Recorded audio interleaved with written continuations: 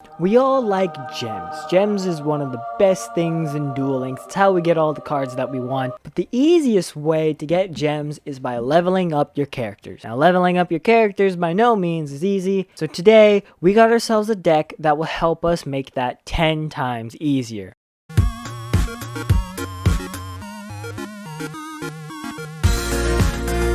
Hello everyone and welcome back to Game Panda. Today we are playing some more Yu-Gi-Oh! Duel Links, and today we are doing a little bit of an update video. If you saw my level up deck video a few years ago, I want to say like a year and a half ago, that video is still 100% valid. It works perfectly fine. It's just that since then we've had a few updates.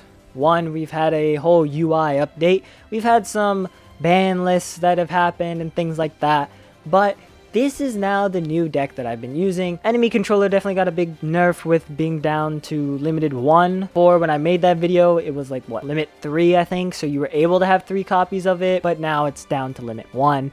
So things have changed a little bit.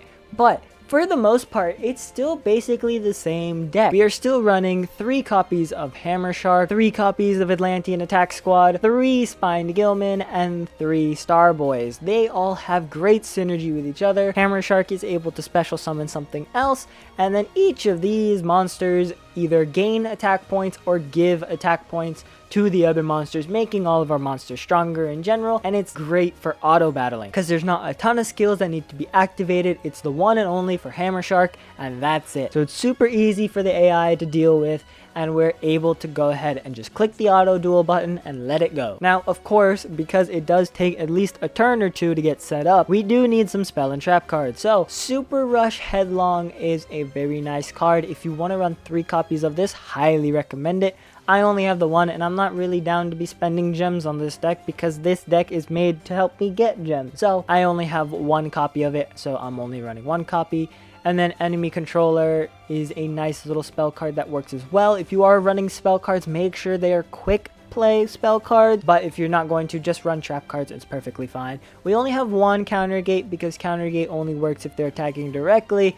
And there are those few times where the NPCs have cards that can attack you directly without attacking your monsters. So that's just for that one singular case that can happen. 2 Draining Shields, 2 Wall of Disruptions, and a Windstorm of Etiqua. I don't know. It is what it is. It is what it is. It is what it is. But we're not running a skill. You can run a skill if you want to, but it's not going to be able to do anything during auto duel because the whole purpose of this deck is to hit the auto duel button and let it go. And then same thing, no extra deck because it does get a little tricky to have the AI or whatever it is to go ahead and Xyz summon. So I just went ahead and did not do that at all. And I did mention this in my last video. This deck is a culmination of a bunch of different decks that I've seen for leveling up put together. So the credit goes out to all of those people.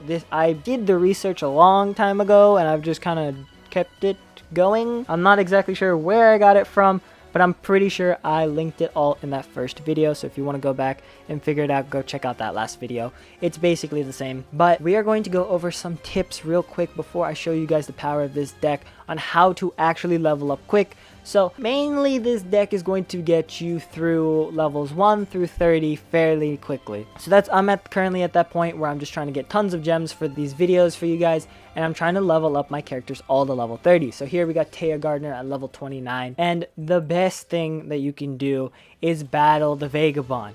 Now the Vagabond is fantastic because A, he shows you what kind of deck he's playing. He's playing Blue Eyes. Probably not going to win this. Even though we're not going to win it, we're going to use an EXP booster.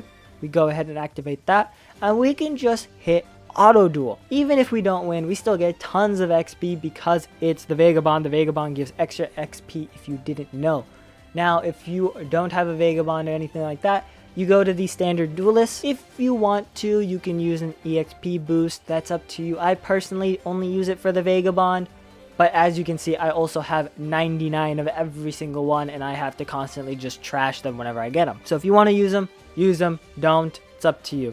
Then, no matter what though, you want to have this at least a 2x. I prefer 3x just so that way I get the most amount of XP and I don't have to do as many duels, and it's just nice to have it that way. So I believe this is the max number you can get up here. You get 10 standard duelists, so you can do 3 duels of 3, and then by the time you do those 3, there'll be 2 left in here. So then you can do a 2x and you should be getting the most amount of experience that you can for that set. Once you complete that, if you decide, hey, I still have some extra time, I want to go ahead and gain some more XP, go ahead and hit this little plus button and you can use duel orbs, which will then refill the 10 duelists that you have up there, and then you can go ahead and do it again. If you want to spend real money, you can use a vagrant or bonus duelist. Up to you. I'm personally free to play, so I don't do that. But go ahead and use your duel orbs, refill those 10, and then battle the 10 again if you have some more time. Overall, this takes me about maybe 20 minutes. I usually spend about 20 minutes per session. At the end of the day, before I go to sleep, just go ahead on my phone, hit auto duel like 3-4 times, and then I'm set. And then you also have legendary duelists. Unfortunately, there's nothing special about them. You can just hit auto duel, and for the most part, you're going to be winning. There are times, obviously, where you are going to lose. You have a bad hand. AI doesn't play it nicely, however it may be. But you can still just play it in auto duel and be good. So let's go ahead and show you guys how this actually works. I'm not going to be playing it. I'm just going to let auto duel go. I'm going to use my EXP booster, hit auto duel, and let the level up deck go by itself. And you guys can see how it works, all the different special summoning and the attack boosts and the trap cards, all of it, how it works, and it works pretty nicely actually. So this is actually a terrible starting hand. You want to have at least 2 monsters so that way they can like bounce off of each other, gain some attack points here and there, but our opponent also doesn't have any monsters, so we're fine. We have a hammer shark. It's going to go ahead and activate its effect right there. Atlantean attack squad will come out. It'll set 2 trap cards, I believe. Yep, it says sets 2 of them, and then it goes for the direct attack. They have magic cylinder. Okay, that's fine, whatever. We still dealt 1700 attack points, which is very nice, and they still don't have a monster out there. We then set a Tiqua for some reason, but okay, that's fine. And then we immediately get the win. Bada bing, bada boom. Our opponent had a gold rank 3 Blue Eyes deck, and we still beat them. The Vagabond doesn't play the decks to their full capacity. Also, I have a feeling that this was a Battle Chronicles Blue Eyes deck, so it wasn't gonna work either way. So there we go. You don't get too many treasure chests and stuff like that. You can make it so that way you have more treasure chests and you get more rewards that way. Make it like a gate farming deck, but it doesn't really work that way. This deck also works for event gate farming because you do get an auto duel battle for those, but for regular gate farms, you can't use this deck in general just because it's not going to be able to get you the highest amount possible.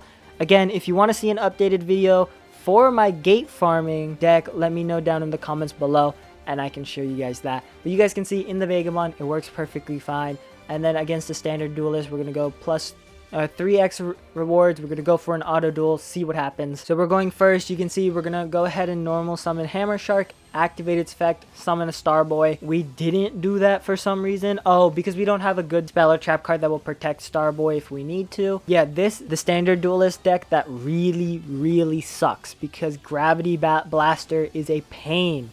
So we'll see what the AI does here. Usually what I would do is I would never, if you're playing this on your own, never set in defense position. But for some reason it is, and we're probably about to watch the AI lose this for us, realistically. Yeah. Why they didn't use Countergate, who knows?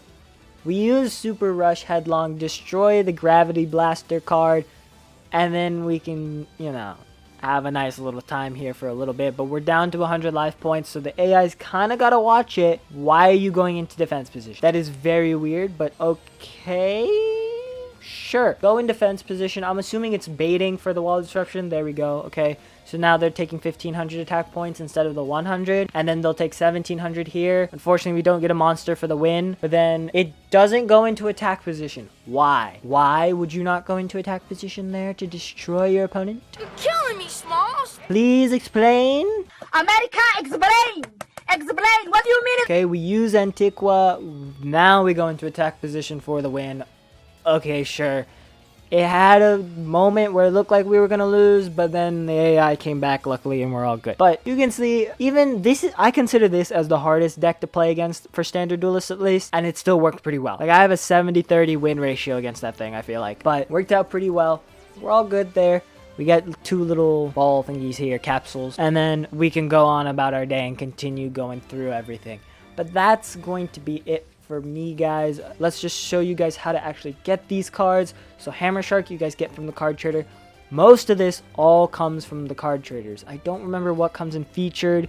You can just take a quick look here. None of the cards are featured, so they all come from regular inventory stuff. So you're only allowed to get 1 a day, unfortunately. But after, what, like 9 days, you should have all the monsters that you need. So if we scroll down to the super rares here, you can see Hammer Shark right there. You get 3 of him, so 1 each day. That's 3 days now. Then you scroll down a little further into the rares, and then you see Atlantean Attack Squad. You get him 3 days in a row. That's 6 days. So 6 days in a row at the card trader, and you get half the deck that you need, essentially, or half of the monsters that you need. Spined Gilman, unfortunately, you do need to use gems for, so basic counters and cybernetic rebellion. But if you've ever opened these, you probably have a few of these lying around because they are only rares. And then Starboys somehow is the rarest normal I've ever come across. I only have these 3. Then again, I don't open Age of Discovery or Force of Infinity that often, so it makes sense. But if you're really against using gems for this deck, they do come in box chips. I don't know if you want to waste 100 box chips for a rare and normal,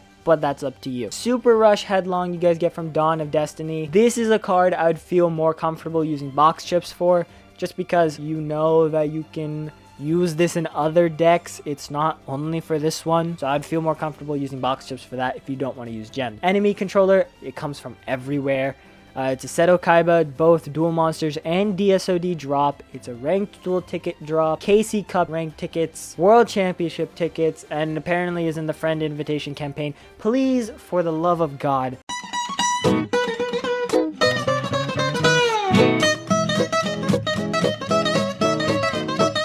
but Countergate you guys as a DSOD level up reward for Seto Kaiba. Draining Shield you guys know get from Servants of Kings. Same with Wall of Disruption, Servants of Kings. And then Windstorm you guys get as a My Valentine level up reward. Fortunately, there is only one, so you only get that one. That's the deck. I hope you guys enjoyed. Make sure you guys leave a like, subscribe, turn on those post notifications, and let me know down in the comments below, who is going to be the first character that you guys max out. I think the first character I maxed out was Yami Yugi, but let me know down in the comments below the first one that you ranked up to max or the one that you plan on getting to max.